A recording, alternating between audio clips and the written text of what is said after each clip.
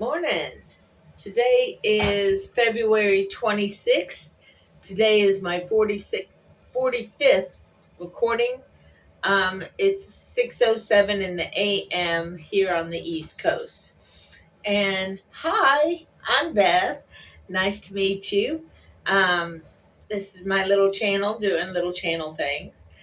Over the weekend, I did make up some mashed potatoes and dehydrated them. I dehydrated sweet potatoes and chicken treats and frozen mangoes. So I learned something with all of them. First, with the mashed potatoes, if you're going to dehydrate mashed potatoes, do it plain. Do not add milk, do not add butter. Do it plain because the fat content in the butter and in the milk does not like to dehydrate, so it takes like forever and it doesn't come out right.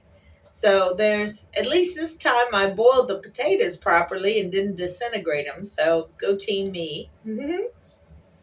um, the sweet potato treats wrapped in chicken that I did for Pup. The sweet potatoes are dry when you cut them. You can feel how dry they are. So next time when I do it, I'm going to at least blanch the sweet potatoes, if not do a little more cooking on them, so they're more moisturized, I guess you would say. Yeah, so I basically used one big fat chicken breast for one large sweet potato, and I cut them in the chicken in strips, and the sweet potato and French fries strips, lookalikes as it were, and wrap the chicken around the French fried sweet potato French fry things. So it was like a twist. And then the mangoes that I did, I just took frozen mango chunks and just put them in the dehydrator. And those actually turned out the best out of all of them. They're kind of chewy. I would not consider them shelf stable. I think they're okay so long as they're eaten quickly, but I can see them having the opportunity to go bad quickly if I do not use them. So that's what my weekend contained, as well as taking apart my son's massage table because the mice had gotten into it and decided to make a cozy little bed for them. And oh yeah, it stunk. There was no recovery for that table in regards to massage. So I stripped off all of the fake leather on top and all the cushion stuff because it was left out in the rain as well. It was in a case, but the case was badly damaged as well by the mouse, and just the fact that it was an old case, so it begins to disintegrate after a time. So I stripped it bare of all the fluffies for the most part, and what I'll do is I'll just turn it into an art table because I don't need to smell it, and I'll wrap it in plastic before I actually start doing artwork on it so it won't cause cross contamination. Besides which, I've removed everything that was mousy smelling anyway. All right. So, a lot of things that are happening that are just, they're disturbing just because they are disturbing. But those who have been watching and paying attention this whole time knew that disgusting things that the Dumpian was going to do was what he was going to do, and it was going to be horrific. And it is. The whole thing is horrific. And for Elon Musk to actually go in and start fucking around, not only with our Social Security and our Medicare and all of that, but then going to Fort Knox. I mean, damn. Historians are going to have a good time looking back on this era and thinking, what the fuck were these people thinking? thinking. They can't see it and it's right in front of their face. Some of them are actually gleeful about it. I am not. I did look at growing my own coffee tree, growing my own sugar cane. Because if they're going to make things expensive beyond all recognition because they're on their rich man power ploy of whatever it is that they're doing, fine. I'll grow my own shit. Because fuck you. I'll have my coffee and I'll have my sugar. And, if it need be down the road, I'll get a goat so I can get the milk.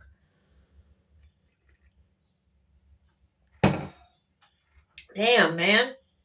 And people don't get it because they haven't studied history. They've just been living along their little world, which is fine. In normal times, that's fine.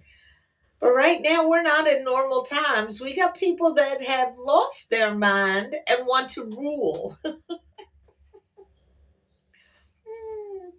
Oh my God. These Christian evangelicals, they're all so twisted in the head that they can't see God standing right in front of them, as it were. Because they have their idealized version of what's supposed to happen from a book that they've misinterpreted for thousands of years now. Because those in power want to continue to stay in power. And a way to stay in power is to control the masses. And a way to control the masses is in one form with religion. So if you tell all these religious folks that men are supposed to be in charge of everything and women are subservient because that's what the good book says, first of all, that's not what the good book says. Okay?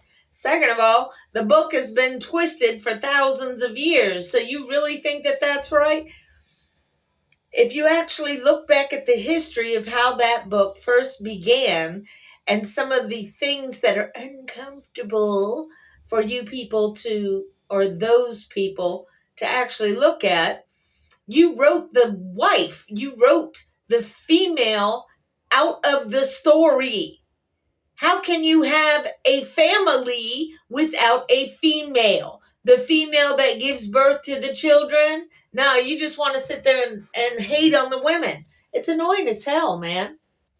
Is he coming or not coming? I don't know if he's coming. Might be.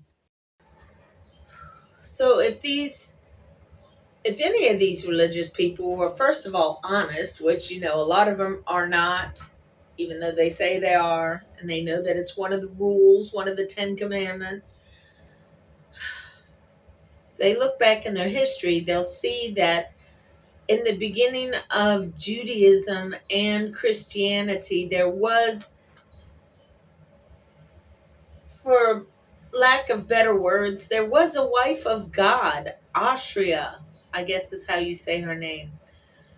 Anyway, in some of the old temples that were destroyed a bit later in time, they've discovered that there was two small columns for ritual, not necessarily sacrifices, but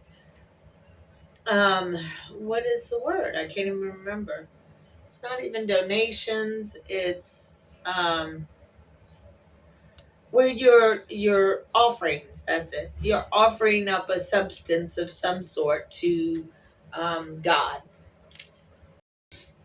So on those two columns that they found in the ancient ruins, there were two columns for offerings for the gods.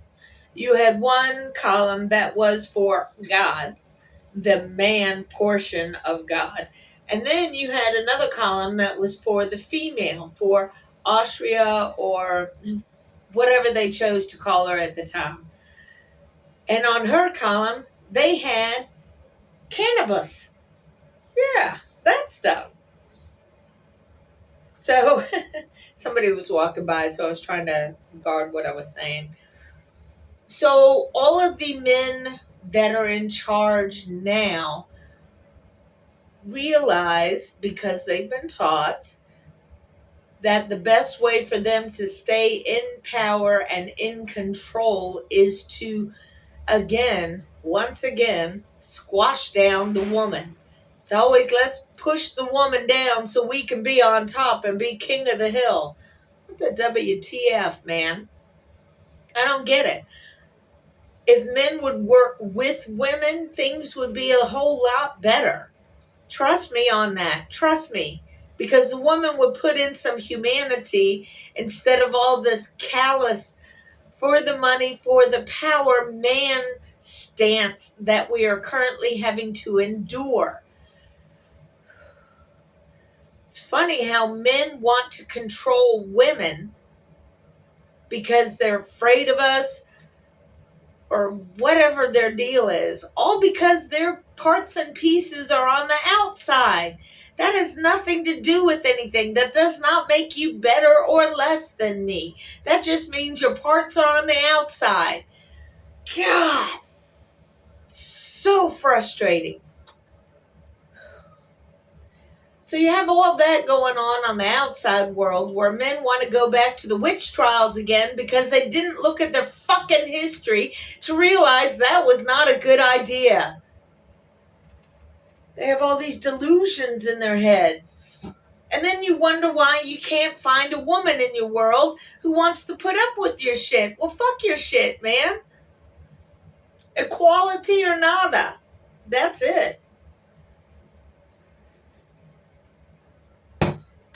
So I got all that going on in the real world that's out of my control. I can do nothing other than sit here and bitch about it and or make calls to my local representatives to try and get this shit somewhat under control. Then I have to balance my current position in which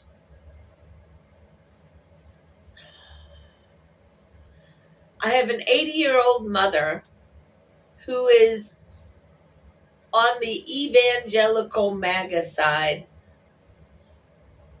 who is willing to bow down to a man that she doesn't know, thinks he's okay, puts her trust in,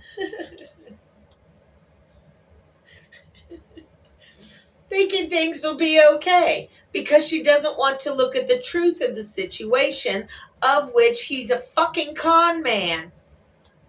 He's more apt to take away your Social Security than let you continue having it. I'm almost 60 years old. I'm a year and a half away from 60 years old. And I wanted to live the last, 20, maybe 20, 30 years of my life, which isn't that long. I wanted it to go easy.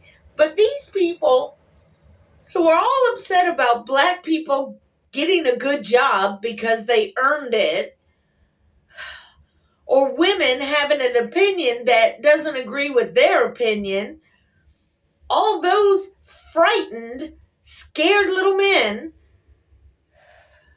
have made it so that my future, for as small as it is now, because the countdown is on, 20 to 30 years maybe, they just made it incredibly difficult for me to have a nice, easy last 20 to 30 years. They made it difficult because they want to take away Medicare and Social Security, something I've paid into my entire life, all because the rich man needs more money. He doesn't have enough money. So let me rob from the poor so I can continue to be rich, if not richer. And Elon, all he wants to do is go to Mars. All the money he's stealing is so he can go to Mars. All of his little fake hair plugs or whatever the hell he's got going on with his little head.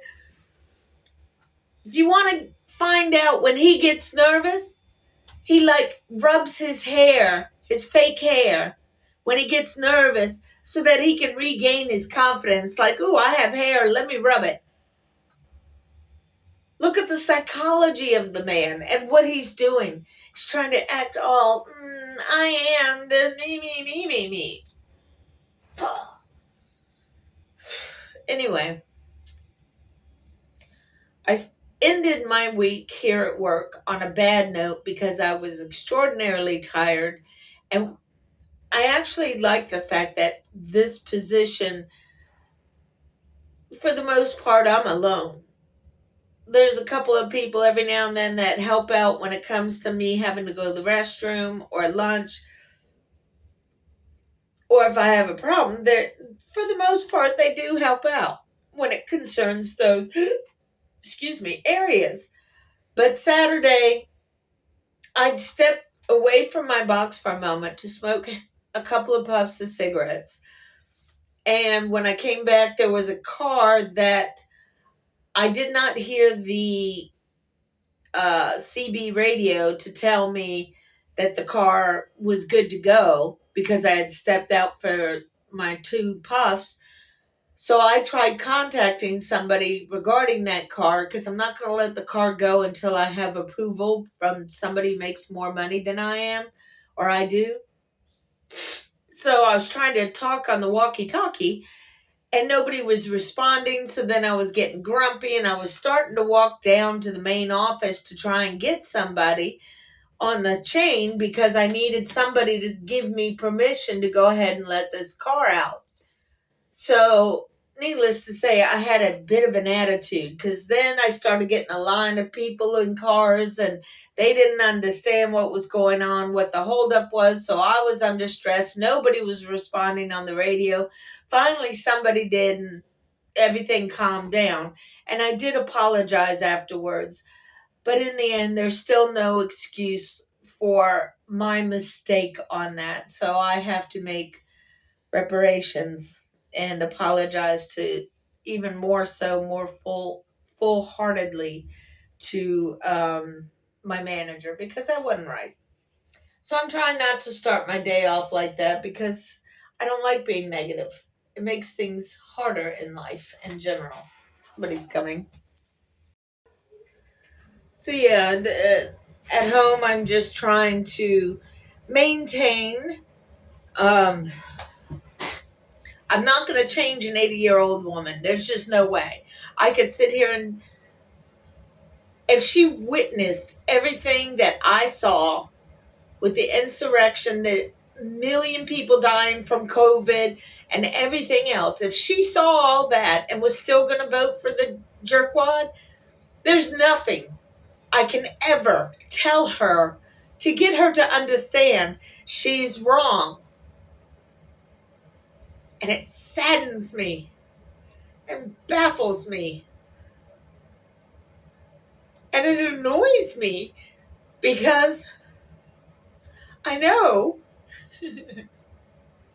due to past experiences, that when she passes over, then she'll know. Then she'll let me know that she knows she was wrong. But what good is that? Yes, dead people sometimes talk to me. For as weird as that sounds to you, try living with it. You get dead people talking to you, but then you get the live people looking at you like you're the one that's fucking loony because you're talking to dead people.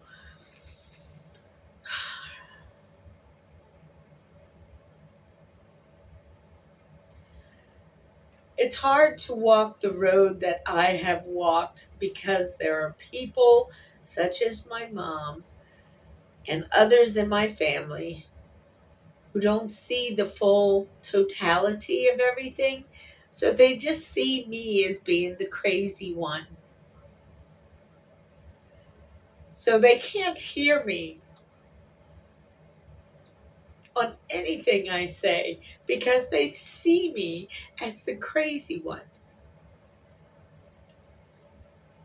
So I get to deal with all of this bullshit that the regime has put into place while having to deal with the personal end of my family thinking that I'm nutters when I know I'm not. I've seen too much to know that I'm not. There are some fraying on certain edges of mine. True that.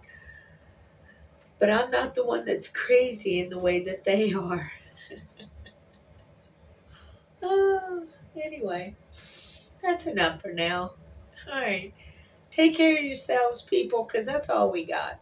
All right. Peace out.